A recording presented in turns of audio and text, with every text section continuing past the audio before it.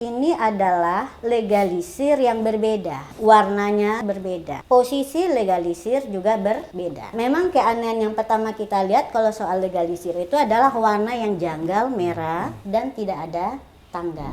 Legalisir itu kan mesti mencantumkan tanggal kapan ijazah S1 itu dilegalisir, tapi tentunya harus ada tanggalnya. Sehingga kalaupun ada persyaratan masa berlaku legalisir itu, disitulah titik poin untuk menentukan masih berlaku atau tidak. Siapa sih masyarakat yang mau kepoin ini? Kalaupun ada yang bisa kepoin, mereka tidak punya dokumen atau pengetahuan cukup untuk melakukan bahwa ini ada kejanggalan tidak pada ijazahnya. Bahwa peraturan KPU itu harus melakukan verifikasi faktual untuk memastikan kebenaran, kami sebut sebagai mandatori. Skandal terbesar KPU periode sekarang ini keputusan menjalankan putusan MK, putusannya Paman, tanpa menunjukkan bahwa mereka itu independen.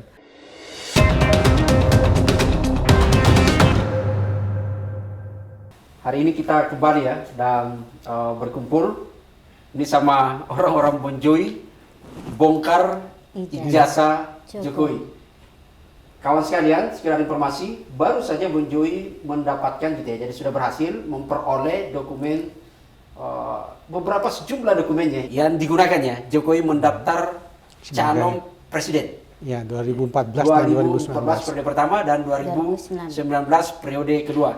Ini sampai Bu Doni sudah membawa nih beberapa dokumen gitu ya. Jadi ada banyak sekali nih, baru saja nih banyak sekali dokumen gitu ya dibawa dan boleh langsung saja ya ini karena ini ada Bu Doni sebagai prinsipal pemohonnya dan kemudian Pak Samsir Jalil sebagai penerima kuasa, prinsipal lagi di sana Mas Lukas gitu ya. Ini bisa dicerita kok banyak sekali dokumen-dokumen apa saja nih. Tapi tidak dipakai untuk pembungkus gitu ya. Berharga dong. Saya coba jelaskan ya Bang ya. Jadi Bonjoy itu minta dokumen itu 2 kategori ya, Mas Lukas ya. Yang pertama kategorinya adalah SOP. Di sini kita sudah terima ada 3 kalau nggak salah, 3 berkas. Tapi contohnya yang ini ya. Di sini adalah yang kami terima itu berupa sebetulnya yang kami minta tuh SOP atau kebijakan dan sebagainya terkait dengan pencalonan seseorang. Di sini diberikan PKPU nomor 15 tahun 2014. Sebetulnya nanti itu PKPU ini pemilihan itu ada ya Bang ya. Ada. Ini ada nanti ada 2014, ada 2018. Nah, ini adalah PKPU tentang pencalonan. Persyaratan pencalonan presiden. Sedangkan ini adalah PKPU yang terkait dengan petunjuk teknis. Petunjuk teknis untuk verifikasi dokumen persyaratan dan sebagainya. Dan jadi ternyata ini syarat apa yang harus dipenuhi, cara memverifikasi apakah syarat itu benar asli atau palsu, di situ. Bukan asli palsu. Benar memenuhi syarat. Memenuhi syarat prosedur saya itu. Ya, kalau sekedar kelengkapan kertas, juga. Jadi berarti memang tidak asli, tidak ternyata ini sangat terpakai sekali Bang. Ketika kita menerima sejumlah berkas. Jadi dari PKPU ini kita tahu bahwa untuk berkas yang diajukan itu dia ada 2 kategori. Berkas syarat pencalonan itu biasanya dukungan dari partai politik dan sebagainya. Yang kedua adalah berkas yang terkait dengan syarat calon. Syarat calon. Itu untuk syarat calon itu ada 13 poin dan kita tadi dapat semua. Dan salah satunya tadi itu juga saya foto-foto itu beberapa orang politisi tanda tangan dukungan kepada Jokowi itu.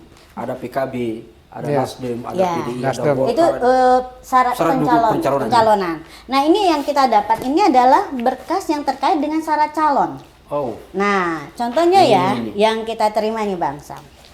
Untuk di aturan PKPU, nah ini saya sangat terbantu sekali dengan ini. Nah, Bang Sam mungkin bisa bantu buka ya. Syarat pencalon yang pertama gitu ya. Syarat ini teknis nih.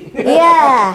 Jadi biar masyarakat tahu bahwa kita bisa mengungkap itu dari bagaimana prosesnya sejak awal kelengkapan dokumen tersebut. Ini bukan kesesuaian huruf, Times New Roman apa enggak.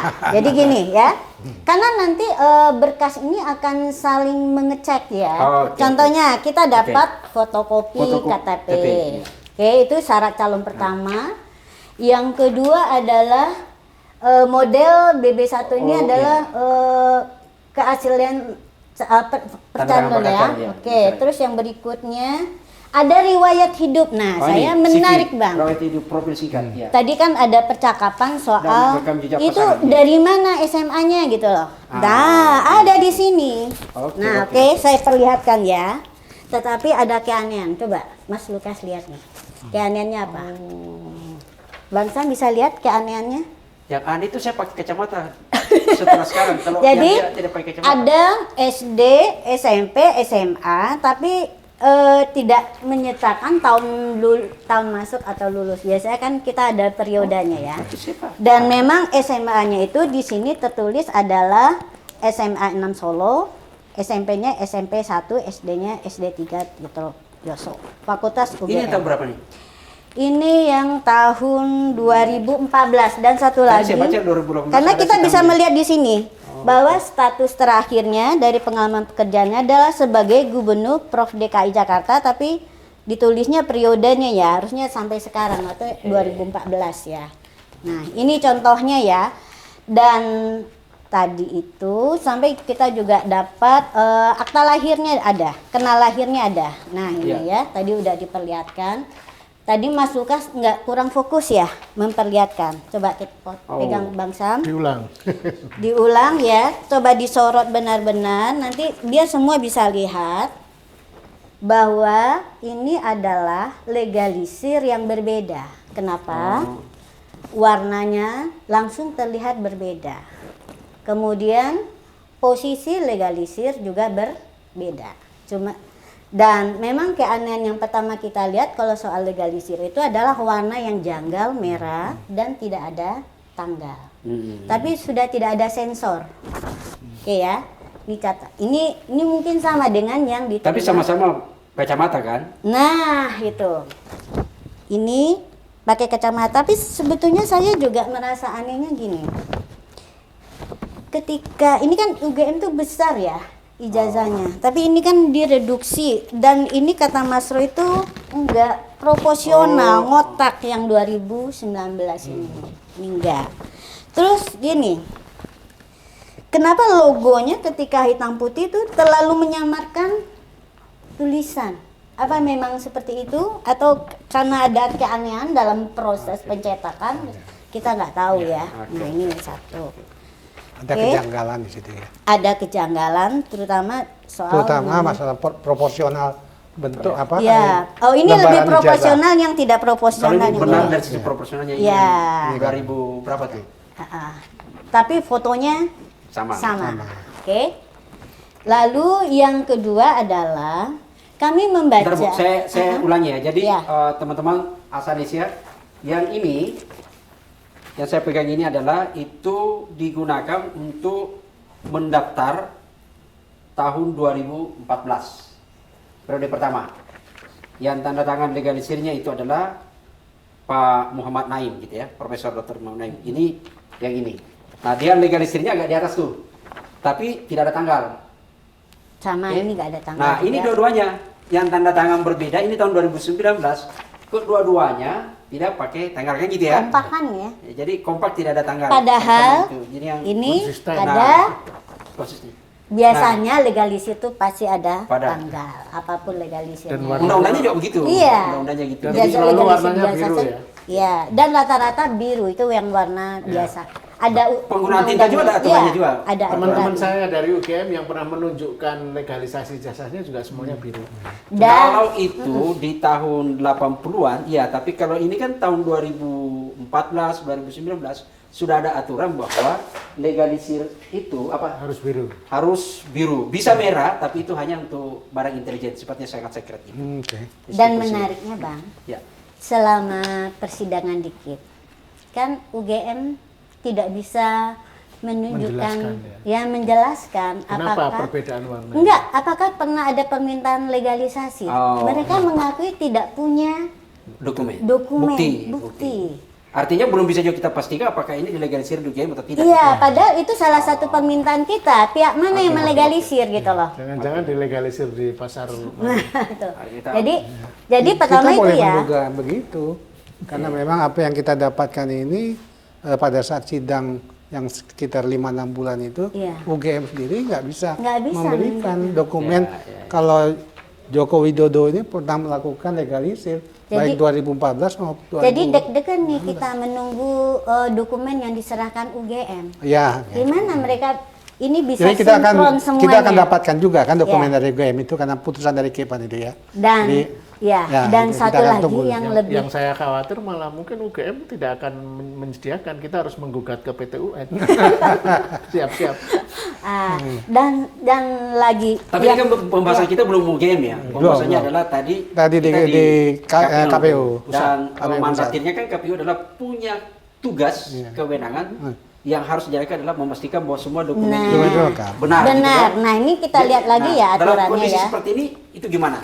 Nah, sekarang di aturan saya apa saja ditemuan dulu, melihat. ditemuan dulu. Jadi ini saya sebut sebagai yang kami sebut sebagai SOP atau istilahnya mereka tuh juknis. Ya, Nah, benar. juknisnya ada di sini. Jadi yang dilakukan KPU ternyata selama ini itu adalah baru verifikasi administrasi. Oh. Dan untuk petugas itu ada petunjuk, mungkin Bang Sam bisa lihat ya. Oke. Untuk fotokopi ijazah misalnya, apa yang mereka cek? Nama itu harus sama dengan KTP misalnya. Oke.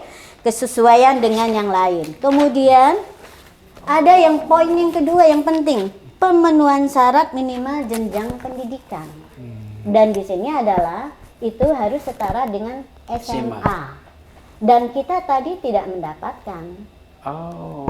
Bukti persyaratan ini sudah ditempuh.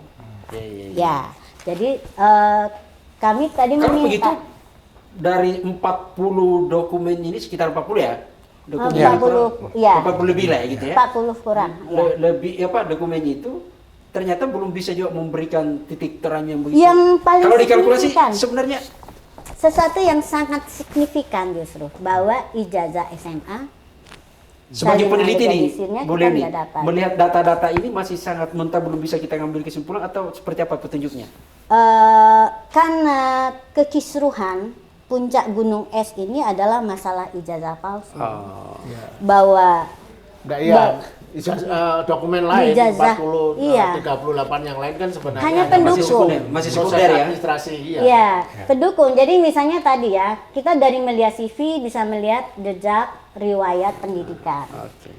Tetapi KPU memberikan kepada kita hanya ijazah S1.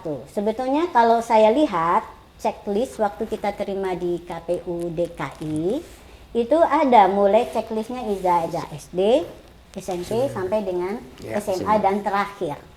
Dan aturannya setelah SMA itu setiap ijazah yang didapatkan itu harus dilampirkan. Jadi SMA juga Jadi mestinya- bukan hanya ijazah terakhir. bukan. Oke. Itu aturan biasanya. Kemudian masa berlaku legalisir. Ada di sini dicek. Tetapi ada aturan di bawahnya. Jika masa berlaku tidak ada, maka tidak usah dicek. Tetapi itu masa berlaku itu tidak sama dengan tanggal legalisir ya, beda lagi. Jika tidak ada masa berlaku, tidak perlu dicek. Maksudnya tidak perlu dicek masa berlakunya. Masa berlakunya. Tapi tanggal bahwa syarat Kalau legalisir tanggal itu ada kan harus ada. Ya. Tanggal dicapnya. Ini beda dengan istilah Iya. masa berlaku kan? Iya, bukan, Masa beda. berlaku itu kalau misalnya mulai berlaku tanggal ini sampai. Iya. Nah kalau ini tidak ada dari Sama awal, sekali. titik nolnya tidak ada nih. Stopnya nggak ada. Kilometer nol tidak ada nih. Gimana? Pas jadi orang gimana nih? Pas Ya tentunya saya akan mengomentari masalah legalisir ya. Iya. Dalam arti legalisir itu kan mesti mencantumkan tanggal kapan ijazah yang dia ijazah S1 itu dilegalisir di perguruan tinggi di sini Gajah Mada. Tapi tentunya harus ada tanggalnya. Sehingga kalaupun ada persyaratan masa berlaku legalisir itu, disitulah titik poin untuk menentukan masih berlaku atau tidak. Jadi kalau tidak ada tanggalnya bagaimana kita menentukan? Nah di sini tentunya cacat hukum daripada proses untuk verifikasi ijazah Jokowi ini pada saat pendaftaran untuk calon presiden 2014 dan 2019. Berarti Maksudnya begini, ya. ada kekurangan sejak dari peraturan ya. Karena di peraturannya memang tidak tercantum apa yang harus dicek di legalisir itu. Berarti Tanggalnya nggak kalau ada. kita bicara legislasi korupsi itu sudah terjadi sejak dari awal gitu. Sejak dari aturannya Manipulasi ada lobang-lobangnya gitu. Ya, ya tentunya kita lihat dari dokumennya sendiri. Iya. Pada saat dia udah lolos untuk verifikasi, tentunya dia udah melewati peraturan-peraturan yang udah ada. Mas Lukas, bagaimana melihat ini? Ini kan sebenarnya kalau kita bicara entitas demokrasi ya, KPU ini kan sebuah institusi, Iya. bukan hanya selain anggaran yang begitu besar ya, tapi kan sebenarnya mandatorinya adalah mereka ini kan sesungguhnya bukan sekedar penyelenggara teknis, tapi penjaringannya untuk calon pemimpin negara ini. Meskipun yang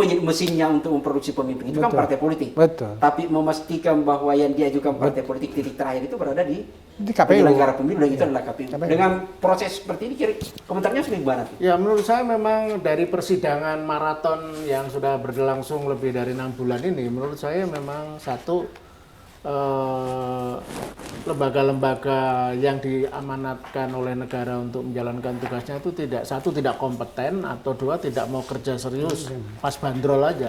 Misalnya yang paling menyolok ya, ketika dialog dalam persidangan kan kita tanya bagaimana soal verifikasi faktual, kan mereka KPU itu menjawab, oh kita memverifikasi faktual jika ada anomali. Nah, kan sekarang kita jelas ya, sesudah mendapatkan salinan ijazah yang tidak disensor, ada anomali. Itu tadi kita masih omongin soal ini nih, legalisasi yang tidak ada anomalinya. Nah, kebetulan saya ini diam-diam juga sedang mengumpulkan. Jadi kalau saya punya teman UGM, jadi hanya UGM aja. Kalau mereka punya ijazah yang ada salinannya, boleh nggak kalau mereka bersedia mengirimkan fotokopiannya ke kita, ke Bon Jovi. Nah ini contoh ini. Ini Universitas Gadjah Mada juga. Mungkin dilihatkan. Universitas Gadjah Mada juga salinan legalisir ijazah UGM. Tahun berapa tuh? Ini sih memang agak baru, tahun 2023 ya kebetulan. Oh iya. Ini jelas tanggalnya aja Ada. di stempel. Ini UGM juga.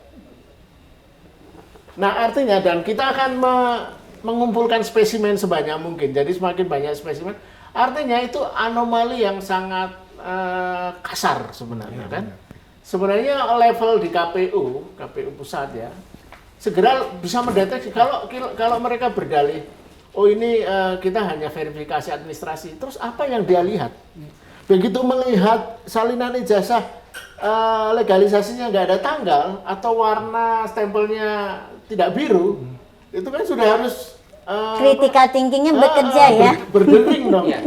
Nah itu ternyata tidak. Nah kemungkinan memang mereka ya kerja asal-asalan.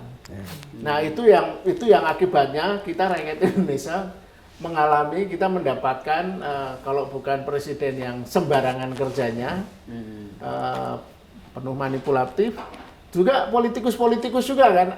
Artinya ini memang begini cara kerjanya, seperti itu, selebor begitu. Ya. Nah itu bagaimana kita bisa mendapatkan orang-orang yang berkompeten, berkualitas, profesional di bidangnya. Nah kalau sistem penyaringannya sedemikian longgar, sedemikian selebor, tidak mengikuti, tidak punya kompetensi, tidak mengikuti aturan main yang benar, makanya kenapa kita mengajukan dokumen-dokumen SOP atau istilah teknisnya juknis, itu kan karena mereka itu bekerja ada anunya nggak sih, pedomannya. Pedomannya benar nggak gitu ya? Kalau kemudian pedomannya juga benar nggak? Kalau ada kemudian apakah mereka bekerja sesuai pedoman itu? Nah dalam persidangan kan banyak keanehan-keanehan ya. Misalnya soal yang KPU di Solo, soal apa itu pemusnahan, meskipun belakangan diralat gitu. Waktu resistensi. Nah berarti ini banyak anomali terbongkar dari perjalanan gugatan kita ini. Itu ya, saya mau tambahkan itu dalam verifikasi ya. Tentunya untuk calon, apalagi untuk presiden ini, dalam suatu perusahaan pun sebenarnya pada saat dia verifikasi untuk rekrutmen maupun untuk kontrak-kontrak, itu namanya verifikasi dokumen itu. Ada yang namanya on table verification. Jadi di atas tabel seperti ditampilkan, misalnya perusahaannya apa aja yang dia punya, misalnya dari sisi security, dari sisi performa, itu di on table verification udah ada. Nah seperti yang Pak Lukas sampaikan tadi, seperti tanggal udah nggak ada, sedangkan itu persyaratan untuk masuk. Itu udah jelas memang harus mereka harus lakukan faktual itu, apakah benar itu. Itu udah jelas itu, udah kelihatan betul-betul ya. Jadi di sini memang sangat lemah, bukan sangat lemah ya, saya pikir cacat saya pikir ini. Kalaupun mereka malas untuk melakukan verifikasi faktual, mereka harus mengingatkan, mengembalikan ini legalisasi ijazah calon Presiden Jokowi ini, legalisasinya tidak Kan benar. ada aturannya Bang, Mas Lukas, bahwa jika dirasa perlu, mereka bisa melakukan langsung mengontak instansi yang UGM-nya gitu. terkait, iya, untuk melakukan konfirmasi terhadap ijazah tersebut. Ini ada di aturan verifikasinya. Itu tidak dijalankan. Itu Pak. Tidak dijalankan. dijalankan. Padahal ya, tidak hanya di sini ya, nggak ada tembus ya. Kalau saya nih normal nih ya, Ya, ini mata awam ya. Rosin, iya. Kalau saya melihat ijazah pakai kacamata, saya sudah itu alarm pertama tuh. Ya. Terus wajah yang Tidak tidak lazim mirip, gitu ya? wajah yang tidak mirip itu juga udah bekerja gitu ya. Kritis, Ya, ya, sifat ya. kritis kita tuh udah bekerja. Insting itu sudah mulai bekerja. Nah, sebetulnya memang peraturan KPU ini katanya melibatkan partisipasi masyarakat untuk melakukan verifikasi kebenaran Iya, iya. setiap dokumen. Dibuka pengaduan, tanggapan Ya, gitu ya.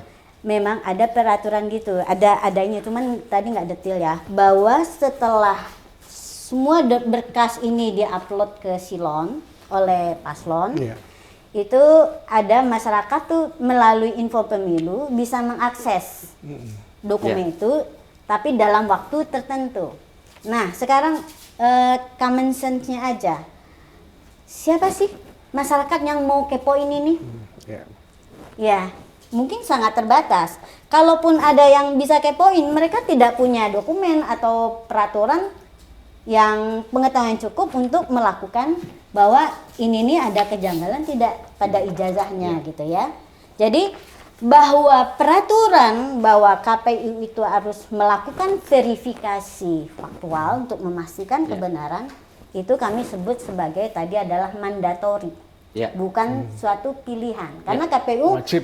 menerapkan itu sebagai pilihan. Nah, ini kesalahan fatal, benar nggak Bang? Betul itu ya, dalam arti kalaupun KPU yang tugasnya menyelenggarakan pemilihan kepala negara ataupun kepala daerah, itu kan fungsinya, dalam salah satu fungsinya adalah proses penyaringan dan proses verifikasi. Nah, Itu udah ada dari 5 poin Malah dari jadi tugas peraturan daripada sendiri KPU. gitu kan. Kalau- Verifikasi inilah yang harus dia lakukan betul-betul supaya syarat-syarat yang telah dibuat itu calon-calon tersebut memenuhi syarat.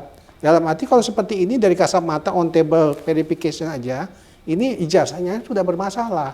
Tentunya dia akan cepat untuk turun. Jadi kalau dalam hal ini, ya ini memang kalau kita katakan kalau ijazah Jokowi ini ya memang dibicarakan hangat setelah mungkin dalam 1 dekade ini memang betul-betul kita dapatkan pada hari ini. Karena institusi ini bobol Iya, sendiri. hari ini pada saat sidang-sidang yang dikatakan Pak Lukas tadi 5-6 bulan itu, semua masih tertutup. Malah ada pada saat kita sidang dengan KIP, dengan KPU, itu berapa item itu ditutup. Padahal itu adalah dokumen terbuka yang harus disampaikan, boleh dilihat oleh masyarakat. Pada hari ini udah terbuka semua.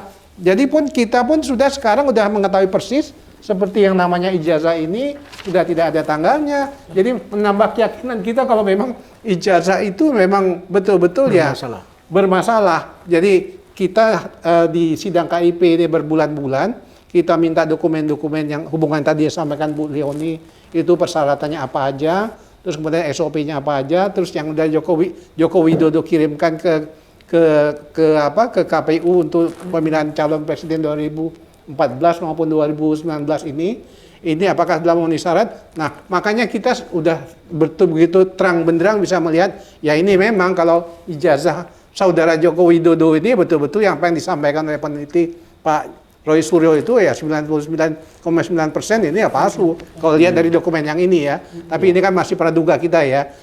Kita akan lanjutkan lagi tentunya karena masih ada dokumen yang akan kita tunggu. Termasuk Saya juga berada dalam posisi ini. Ini soal kualitas demokrasi. Iya. Jadi kan posisinya adalah KPU itu kan kalau kita baca dan itu ada di PKPU-nya. Kalau kita kan ada dokumennya, ada PKPU berkaitan dengan tahapan pemilu. Iya. ada PKPU berkaitan dengan teknis untuk verifikasi. Verifikasi. Kalau kita masuk di tahapan pemilu itu sudah jelas itu ada satu tahapan yang disebutkan adalah kewenangannya itu di masa pendaftaran capres. Capres ya. Dan di situ ada mandat di Ada bawahnya mandat. menyebut bahwa KPU berwenang untuk, jadi di situ ya, untuk kemudian memastikan, sederhananya gitu bahasanya, memastikan bahwa dokumen itu benar. Benar, iya, Nah, betul. dalam posisi itu kan sebenarnya bagi saya yang sebenarnya adalah melihat KPU itu kan punya tanggung jawab memastikan bahwa orang ini gitu ya, Betul. orang ini clear, orang Betul. ini gitu. Nah, dalam konteks ini kan sebenarnya itu gimana? Ya, dalam konteks ini kita lihat hari ini setelah dokumennya kita terima, kalau KPU itu memang sudah melakukan proses pemilihan pemilihan calon presiden maupun wakil presiden, tapi pada data-data yang diminta yang sesuai untuk dipastikan kalau calon itu adalah bersih ya, Artinya itu dokumennya itu bukan benar, tapi ada. Jadi sekedar dokumennya ada. Jadi dia melakukan prosedurnya teknisnya berjalan, tapi kualitas dari pemilunya dia tidak jalankan. Tidak jalan. Sekedar Jalankan. memenuhi. Sekedar memenuhi. Jadi prosedurnya hari ini, hari Senin, hari Selasa ya baikkan air. Iya, termasuk juga satu lagi itu pada saat dia udah ditentukan sebagai calon, itu kan ada harus mengikuti persyaratan pemeriksaan kesehatan kan ya. Iya. Jadi calon itu harus bersedia untuk diperiksa kesehatannya. Nah, di sini tentunya kan tujuan dari diperiksanya itu kan apakah dia mampu secara jasmani maupun rohani untuk memimpin bangsa Indonesia 5 tahun ke depan itu sehat atau tidak. Nah, di sini memang KPU itu ada melengkapi kalau yang bersangkutan bersedia diperiksa, tapi tidak memberikan berita acara hasilnya itu. Apakah yang bersangkutan itu sehat secara jasmani maupun rohani untuk memimpin Indonesia. Nah, ini yang juga kita tanyakan tadi itu pada saat kita minta request untuk dokumen-dokumen itu, Pak. Mas Lukas, kedepannya ini Ya, dengan KPU dengan Boleh nggak aku demokrasi ini dulu? Oh, ya, ya? oke, boleh dulu. Jadi Ini ada banyak temuan. kan kita banyak dokumen nih ya. Ya. Jadi di putusan KIP itu adalah bahwa permohonan kita dikabulkan sebagian. Sebenarnya dikabulkan, semua dokumen Semua kita dikabulkan. diberikan. Artinya dokumen itu Ya. pejabat publik itu, apalagi yang didaftar untuk KPU itu terbuka. Ya. Tetapi sebagian itu maksudnya ada informasi yang ditutup. Apa itu? Contohnya di sini, ya. Ini NPWP-nya ditutup. Ya, ya. Oke. Jadi itu yang dimaksud yang dikembalikan. tertutup. Berarti yang surat kesehatan juga demikian, Bang. Dokumennya terbuka, tetapi informasi-informasi yang harusnya privat Rekam aslinya medik. boleh Rekam mediknya ditutup. boleh, nggak apa-apa. Betul. Tapi masyarakat harus tahu Ya. kalau calon tersebut Ya. setelah melakukan pemeriksaan kesehatan, Kalau keterangan dari Prof. Marwara kita ingat lagi ya. Iya, oke. Kita Prof. Marwara menyebut begini. Konsekuensi seseorang ketika dia maju Sebagai mencalonkan dirinya calon sebagai kandidat. pejabat publik, maka gugurlah dia hak privasinya. Kasarnya gitu iya. ya. Karena pada saat bersamaan itu adalah menjadi publik. Ya, publik. Publik punya hak untuk mengetahui. Iya. Dia harus tahu, oh ini seseorang misalnya si A sehat. Iya. Karena dia akan menjalankan pemerintahan 5 tahun ke depan. Iya. Oh orang ini sakit, berarti dia tidak. Dia harus tahu itu. Betul. Jadi Masyarakat tujuannya itu dia. bukan sekedar sakit dan tidak sakit, tapi dia akan tahu untuk menjatuhkan pilihannya gitu. Iya. Ini kualitasnya A, kualitasnya B gitu ya. Iya. Nah pertanyaan saya sederhananya sekarang ini sebenarnya adalah, ini kan udah terjadi nih. Ya, tapi boleh saya potong di situ. Tentunya dari pernyataan Profesor Marwara tadi, Ya. orang tersebut gugurlah hak-haknya dia Ya. terhadap pribadi yang dia. Ya. Tapi hak-haknya dia terhadap kesehatannya dia itu adalah tugas KPU untuk menyatakan kalau yang bersangkutan calon Sehat pemimpin ya. kita ini sehat jasmani dan rohani. Di sini tidak ada Yang diperlihatkan tadi. tidak berlaku Tidak sama sekali. diperlihatkan tadi. Silakan Pak ya. Maksudnya ini posisinya adalah, ini kan sudah terjadi bahwa banyak anomali. Tidak ada verifikasi Tidak faktual ada verifikasi faktual. berkaitan dengan soal ijazah. Ya. UGM Dan, tidak punya bukti UGM tidak permintaan bukti. Yang menarik ini kan legalisasi. sebenarnya adalah kalau KPU hanya menyatakan karena PKPU-nya mensyaratkan tidak ada verifikasi faktual, kalau tidak ada ini, mereka lupa ada undang-undang. Dan undang-undang itu dia tabrak gitu loh. Padahal sumpah jabatannya KPU adalah taat kepada konstitusi kan di situ. Ini yang Apa bunyi harus sumpahnya tentang apa itu? setia dan taat kepada negara dan tidak dan undang-undang kan di situ posisinya kan di situ. Ini kan harusnya di posisi paling tidak dalam posisi itu gitu ya. Tapi kan semua orang tidak boleh melanggar konstitusi, tidak boleh melanggar undang-undang kan. Nah ini kan. Sebetulnya ada ya. Gimana sih solusinya? Ya. Kita tuh demokrasi kita sudah terlalu mahal nih, Ya. ratusan T. Tapi hasilnya kita lihat sendiri, Ya. tidak membahagiakan, sangat buruk. Ya. Gimana sih mau berubah gitu loh? Sebetulnya ada, kuncinya adalah transparansi dan akuntabilitas. Oh. Ya, ya, ya. Kita sudah mencoba ya, memaksa badan-badan publik itu untuk menerapkan transparansi. Hasilnya adalah ini, bahwa informasi yang dibutuhkan, data dan informasi yang dibutuhkan terbuka untuk publik. Ya, pasti Nah, begitu. sekarang adalah tindak lanjut, jangan hanya untuk Bon Jovi yang minta. Bahwa kata Prof. Marwara itu adalah informasinya itu sudah Milik publik. milik Milik publik. publik. Nah, kenapa? Nah, ini sebetulnya ada di SOP yang ketiga yang saya minta. Oh. Masa publikasi. Kenapa KPU menarik informasi calon tersebut dalam waktu yang singkat, tidak bisa diakses umum? Wah, ahli informasi nih. Hak akses informasi Ya, nih. saya kira pelajaran paling penting ya, the big picture-nya, gambaran besarnya dari sidang yang sekarang hampir setahun prosesnya. Bon Jovi terbentuk kan bulan April ya, dan sekarang sudah April juga, dan sidang-sidang mulai Agustus. Nah, big picture-nya saya rasa begini, memang kalaupun Indonesia karena semangat reformasi atau tuntutan reformasi menjadi negeri yang terbuka, negeri yang transparan, dan kemudian dibuat undang-undang keterbukaan informasi publik, dibentuk Komisi Informasi Pusat dan Daerah, itu harus diakui yang eksistensinya sejak tahun 2008 kan, undang-undangnya 2008, KIP dibentuk 2 tahun kemudian, 2010, jadi sudah 16 tahun eksistensinya. Itu kita sekarang menyaksikan ya dengan mata kepala sendiri melalui sidang betapa PPID itu tidak perform, tidak tahu apa yang harus dia lakukan, dan tidak ingin bekerja dengan benar, tidak kompeten, intinya itu. Ya. Nah, ini pelajaran penting ya. Jadi negara PPID itu kan ada anggarannya kan, gaji banyak orang dan Itu ada kementerian yang mengontrol kan untuk PPD Ada. itu. Iya. Sehingga pada saat misalnya PPD untuk KPU, Kalau daerah gitu. Kemendagri. Kalau dia nggak muncul untuk informasi publik, siapa yang mengontrol itu aja nggak? Ya, Sebetulnya ada ininya. Iya, gitu. Kalau saya pernah lihat ya, klasifikasi di aturan Undang-Undang Keterbukaan Informasi Publik, dokumen itu ada kategorinya. Ada yang selalu tayang, Jadi ada serta merta. ada yang serta-merta, ada yang tayang secara Parsial. periodik. Nah, menurut Ada yang memang kita, dikecilin dan tidak menurut minta. kita informasi berkas pencalonan ini, menurut saya sih boleh tayang sekapanpun karena dia sudah menjadi informasi publik. Dia serta merta. Harusnya dia Harus selalu ada. ada. Selalu ada. kan? Nah, itu jadi petitum kita loh. Kita Iya. minta di permohonan kita untuk kesimpulan bahwa kita meminta ke KPU untuk menayangkan kembali semua berkas calon di Pertanyaan dalam saya terakhir begini. eh, Saya sistem lanjutkan dulu, informasi. tadi belum jelas. Jadi yang saya ingin sampaikan adalah kita dalam setahun proses Bon Jovi menggugat KIP melalui KIP ini, akhirnya kita melihat banyak sekali kelemahan, kekurangan. Tapi begini, saya bisa bilang, kalau kelemahan dan kekurangan itu karena memang SDM-nya, sumber daya manusianya yang lemah gitu. Nah, biasanya kalau dulu itu kan ada kebiasaan orang yang ditaruh di bidang humas, ini kan kayak kerja humas ya. Intinya seperti itulah. Itu biasanya memang orang-orang yang dibuang.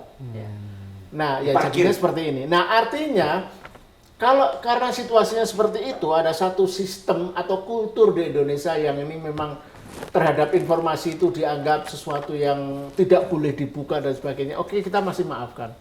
Tapi Kak, saya dari persidangan ini terkait ijazah Jokowi, saya kok ada kecenderungan melihat kayak ada kesengajaan ya. Nah, itu. Baik Kayak sistem. ada, kalaupun bukan kesengajaan, ada dalih untuk menutupi.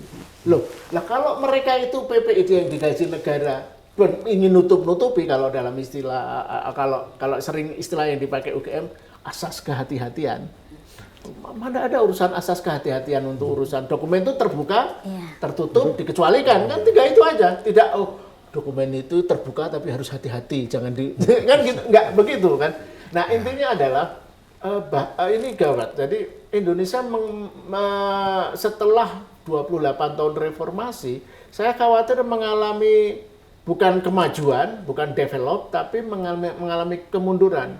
Bukan progres, tapi regress.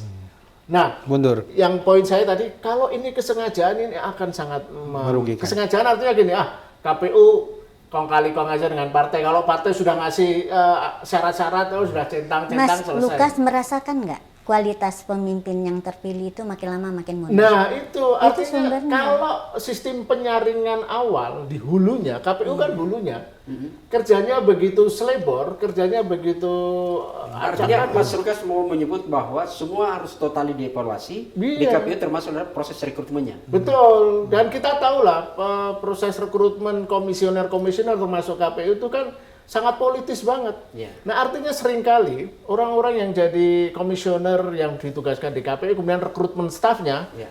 itu boleh jadi kuat dipengaruhi kronisme, kolusisme agar Nepotisme. Dari politisi.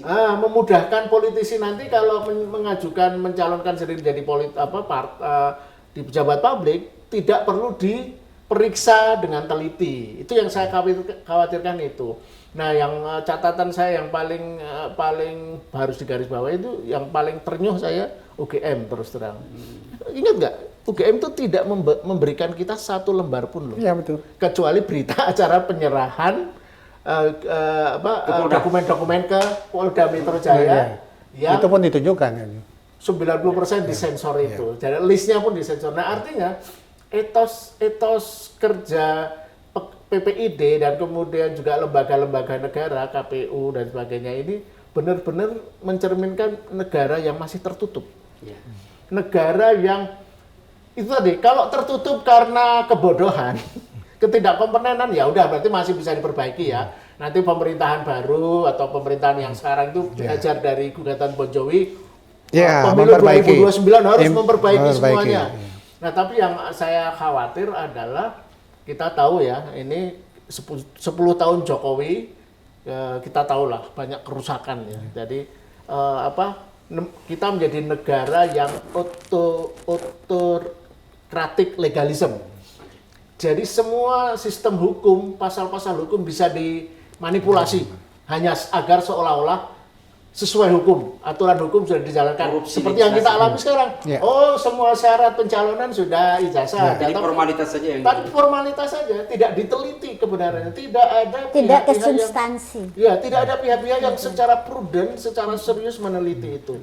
Nah, yang saya khawatirkan adalah, saya beberapa kali menyampaikan ini, KIP sekarang menjadi satu lembaga people darling atau media darling ya. Kita berharap KIP nanti dengan segala kekurangan itu benar-benar bisa menegakkan ini, karena kan menggunakan paradigma ilmiah itu ya, bukti, eviden. Nah, itu ada satu poster yang ketika kita selalu sidang itu selalu kita baca itu. Kebetulan saya foto nih. Ya. Jadi bunyinya, senjata terbaik pemerintahan diktator adalah kerahasiaan, ketertutupan.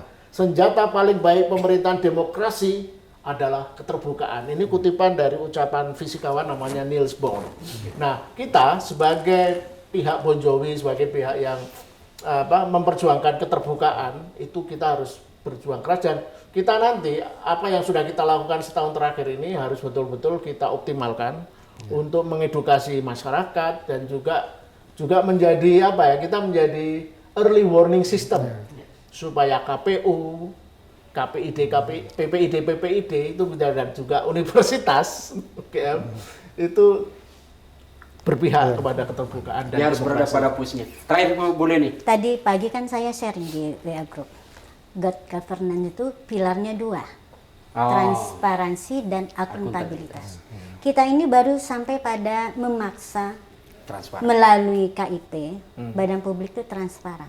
Tapi kita belum memulai untuk mereka melakukan yang namanya akuntabilitas. Dengan temuan ini, bagaimana tanggung jawab KPU? Dan KPU itu dalam menyusun undang-undang itu selalu bertanggung jawab bekerjasama dengan DPR. Dan ada stakeholder yang lain adalah partai politik. Kita harus ke sana. Dan ada catatan KPU sekarang tuh masalahnya banyak banget. Banyak banget. Ketuanya dipecat ya, karena ada skandal-skandal. Kemudian belum lagi ada skandal menyewa jet itu. Sebetulnya yang paling vital adalah, itu kebetulan saya ya, bahwa dalam proses rekapitulasi itu ini tidak hanya yang tidak transparan, bukan hanya salah calon ya, bahkan sampai hasil Manipulasi perhitungan suara itu masyarakat udah dengan mata telanjang melihat banyak keganjilan dan tiba-tiba KPU melakukan perubahan-perubahan yang di luar prosedur. Konformis kan. Bagaimana mungkin hasil yang diinput KPPS bisa diedit oleh KPU kabupaten Sirekap kota? itu ya, Sudah skandal loncat banget. Sirekap. Nah, satu-satunya yang bisa membuat ya proses demokrasi ini kita lebih murah adalah transparansi di dalam setiap proses. Tidak hanya ini, tetapi juga hasil pemilih itu kita buat transparan. Gimana misalnya, sekarang tuh kan juga nggak transparan. Habis dihitung di TPS, masyarakat bahkan nggak bisa lihat kan, berapa sih hasil TPS tadi? Dan Nah, ingat, ini bisa skandal dicontoh. terbesar KPU periode sekarang ini Harusnya adalah tayang terus itu. skandal, ingat, keputusan menjalankan putusan MK, putusannya Paman, Iya. tanpa menunjukkan bahwa mereka itu independen. Mereka hanya kayak petugas clerical yang karena MK bilang begitu udah selesai tanpa pernah meng-challenge, dan endingnya ketahuan ternyata ketua KPU-nya bermasalah. Oke, terima kasih teman-teman sekalian. Ini luar biasa obrolan kita gitu ya, dan pastinya semua dokumen sudah diperoleh. Sorry, ada beberapa dokumen sebenarnya masih kita tunggu lagi gitu ya, terutama ijazah SMA Jokowi. Tapi di luar itu, ini adalah satu tambahan bukti bahwa kinerja KPU perlu benar-benar dievaluasi Dan dipertanggungjawabkan. Dipertanggungjawabkan gitu ya, karena kelalaian KPU, kalau kita mengutip pernyataan Mas Lukas, kalau itu kebodohan maka masih bisa diperbaiki. Tapi kalau itu skandal, tidak ada pilihan, adalah itu kejahatan demokrasi. Dan ketahuilah bahwa kejahatan pidana umum itu jauh lebih berbahaya adalah kejahatan demokrasi. Karena efeknya bukan hari ini saja, tapi sesungguhnya adalah mematikan generasi kita. Sampai jumpa pada edisi berikutnya. Terima kasih. Assalamualaikum warahmatullahi wabarakatuh. Assalamualaikum.